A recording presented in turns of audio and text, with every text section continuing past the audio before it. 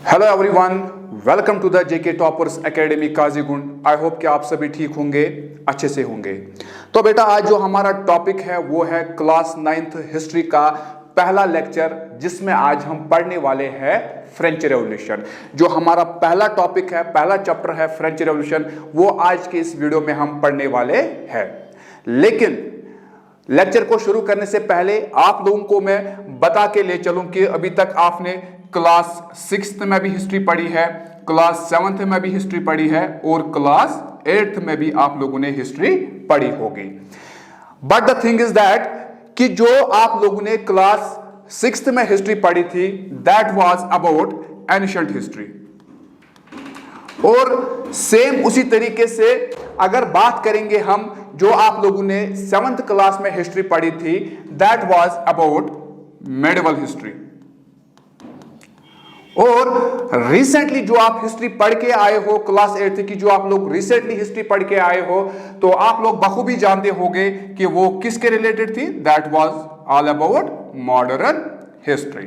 ठीक है बेटा, लेकिन यहां से आपको एक नई हिस्ट्री पढ़नी है, दैट इज वर्ल्ड हिस्ट्री। इस वर्ल्ड हिस्ट्री में आपको क्या क्या पढ़ना है, जैसे आपको नेशनलिज्म या नेशंस के बारे में पढ़ना होगा, डिफरेंट काइंड ऑफ कंसेप्ट के बारे में पढ़ना होगा, सोशलिज्म जैसे कंसेप्ट के बारे में पढ़ना होगा कि नेशंस किस तरीके से इमर्ज हो गए, सोशलिज्म जैसे कंसेप्ट कैसे इमर्ज हो गए। तो इन्हीं टॉपिक्स के बारे में आपको यहां से पढ़ना होगा। लेकिन जब हम 9th क्लास की हिस्ट्री पे आते हैं, तो पहला टॉपिक हमारा रहता है फ्रेंच रेवोल्यूशन। तो अगर हम टॉपिक्स की बात करेंगे, सबसे पहला टॉपिक जो हमारा है वो है एक इंट्रोडक्शन। क्या है बेटा? Introduction about the French revolution. दूसरा टॉपिक जो हमारा है वो क्या है? French society during the late 18th century. तो जो पहला टॉपिक है वो आज के इस लेक्चर में हम कंप्लीट करने वाले हैं और देखेंगे कि क्या दूसरा टॉपिक भी इसी लेक्चर में कंप्लीट हो पाएगा। लेकिन जब हम पहला टॉपिक कंप्लीट करेंगे, उससे आपको एक आइडिया मिलेगा कि इस डेट पे फ्रेंच रेवोल्यूशन हुआ था। लेकिन हमारे जो आने वाले टॉपिक्स हैं, उनसे आपको प्रॉपर और क्रिस्टल क्लियर आइडिया मिलेगा कि फ्रेंच रेवोल्यूशन क्यों हुआ था। आई होप कि आप लोगों को यहां तक समझ आया होगा। तो शुरू करते हैं हम अपना पहला लेक्चर। देखो बेटा, कहानी की शुरुआत होती है 14th ऑफ जुलाई 1789 को। क्या बोला मैंने बोला कि कहानी की शुरुआत होती है 14th ऑफ जुलाई 1789 को। ऑन दिस पर्टिकुलर डेट अगर देखा जाए कि जो सिटी ऑफ पेरिस थी, यानी जो पेरिस जिसको आजकल हम बेटा मानते हैं कैपिटल सिटी ऑफ फ्रांस, क्या बोलते हैं हम इसको? Capital city of France. लेकिन इस पर्टिकुलर डेट पे ये जो पेरिस सिटी थी, it was on the state of alarm, यानी एक तरह की इमरजेंसी छाई हुई थी यहां पे। ठीक है, तो क्यों इमरजेंसी छाई हुई थी, उसके पीछे कौन से रीजंस थे, क्या रीजंस थे, वो हम जानेंगे यहां पे। देखो बेटा, पहली बात ये कि लोगों में यह बात फैल गई थी कि जो उस समय पे फ्रांस का किंग हुआ करता था, जिसका नाम था बेटा लुइस 16। ठीक है, क्या नाम था उसका? लुइस 16। लोगों में यह बात फैल गई थी कि जो लुइस 16 था, उन्होंने अपने ट्रूप्स को ऑर्डर दिया है कि आप पेरिस सिटी की ओर जाओ और वहां पे आप लोगों के ऊपर ओपनली फायर करो। यह बात लोगों में फैल गई थी। अगर देखा जाए तो अपने आप में ये रूमर्स थे, असल बात कुछ और थी। ठीक है बेटा, असल बात कुछ और थी। असल बात क्या थी? बात यह थी कि वहां पे जो लोग थे वो लड़ रहे थे किस बात को लेके कि जो फूड प्राइसेस थे वो धीरे धीरे आसमान की ऊंचाइयों को छू रहे थे। तो इस बात को लेके वो लड़ रहे थे।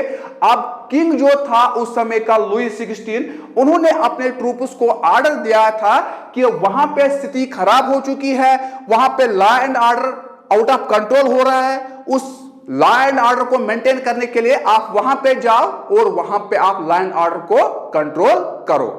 लेकिन किसी पर्सन ने, मान के चलो कोई एक पर्सन है, इसने क्या किया है, इसने ये बात फैलाई लोगों में कि जो लुई 16 था उन्होंने अपने ट्रूप्स को ऑर्डर दिया है कि आप पेरिस सिटी की ओर जाओ और वहां पे लोगों के ऊपर आप ओपनली फायर करो। ठीक है, तो जब लोगों में ये बात फैल गई तो लोगों का क्या रेस्पॉन्स था इस बात को लेके, लोगों का क्या रेस्पॉन्स था, लोगों ने इस बात को लेके कैसे रेस्पॉन्ड किया है। ठीक है बेटा, देखो जब लोगों में यह बात फैल गई कि जो किंग था उन्होंने अपने ट्रूप्स को ऑर्डर दिया है कि आप पेरिस सिटी की ओर जाओ, वहां पे आप लोगों को फायर करो। अब लोगों का रिस्पांस क्या था इस बात को लेके, लोगों ने कैसे रेस्पॉन्ड किया। ठीक है, देखो रेस्पॉन्स की बात करेंगे तो रेस्पॉन्स दो तरीके से किया जा सकता था।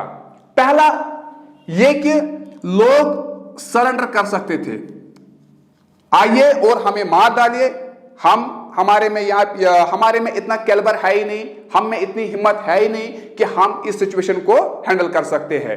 दूसरी बात यह कि वो इस सिचुएशन को टैकल कर सकते थे। ठीक है, तो लोगों ने किस ऑप्शन को चुना, लोगों ने दूसरी ऑप्शन को चुना और उन्होंने बोला कि हम इस सिचुएशन को टैकल करेंगे। ठीक है, क्या किया लोगों ने, कहा जाता है कि 7,000 के करीब men, women of all ages and social class gathered in front of a particular place called town hall।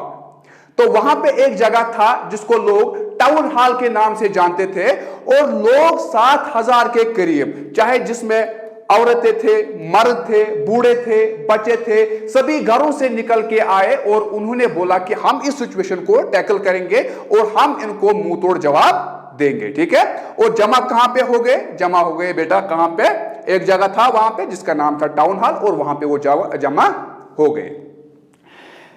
और जब यहां पे जमा हो गए तो इन्होंने एक ग्रुप बनाया, या हम जिसको कह सकते हैं कि एक पार्टी बनाई, और उस पार्टी का नाम रखा था पीपल्स मिलिशिया।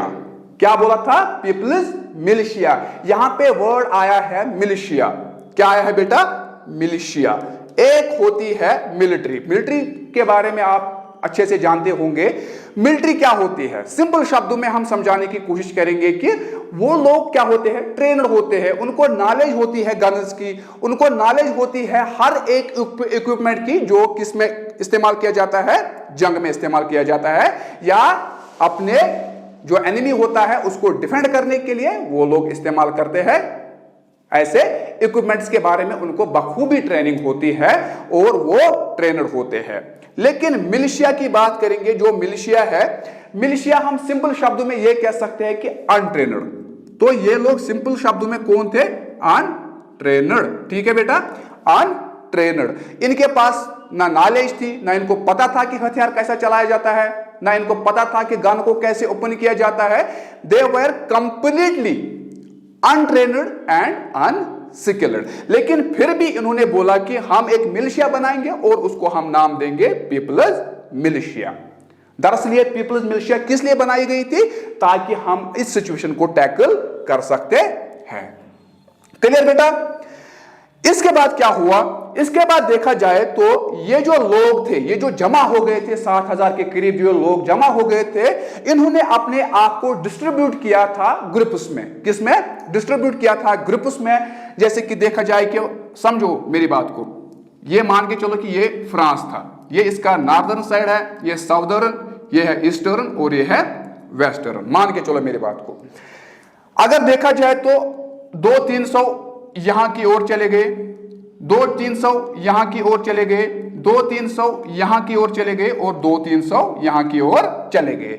यानी कंट्री के हर एक साइड की बात करेंगे, चाहे नॉर्थ की बात करेंगे, चाहे साउथ की बात करेंगे, चाहे ईस्ट की बात करेंगे, वेस्ट की बात करेंगे, इन्होंने अपने आप को ब्रेक किया। इन्होंने अपने आप को ब्रेक किया किसमें, ग्रुप्स में, जैसे कि मान के चलो एक ग्रुप इन्होंने 100 मेंबर्स का बनाया, दूसरा ग्रुप इन्होंने 200 मेंबर्स का बनाया, सेम इसी तरीके से इन्होंने बहुत सारे ग्रुप्स बनाए और अपने आप को डिस्ट्रीब्यूट करना शुरू कर दिया और बोला कि आप जाओ हर एक जगह पे और आप हर एक गवर्नमेंट बिल्डिंग में क्या करो, छान मारो, ताकि वहां पे हमें गन्स मिले, ताकि हमें वहां पे हथियार मिले और हम इस सिचुएशन को टैकल कर सकते हैं। क्लियर ये चीज? लेकिन जब इन्होंने different kind of government buildings को सर्च किया, वहां पे इनको कुछ मिला ही नहीं। आखिरकार क्या, आखिरकार ए ग्रुप ऑफ सेवरल 100 पीपल, यानी कुछ 200 लोग 300 लोग कहां चले गए, वो चले गए eastern part of the city. समझो मेरी बात को, मैंने बोला कि यह है नॉर्थ, यह है साउथ, यह क्या है वेस्ट, यह है ईस्ट, ठीक है, वेस्ट और ईस्ट मान के चलो। ये कहां के चले गए, ईस्ट साइड की ओर, कहां की ओर, ईस्ट साइड की ओर। तो वहां पे एक प्रिजन था जिसका नाम था फोर्ट्रेस प्रिजन, या जिसको बेस्टाइल भी कहते थे। जब ये वहां पहुंचे तो वहां पे कुछ अलग किस्म का मंजर था, वहां पे कुछ अलग लेवल का मंजर था। क्या मंजर था, देखिए,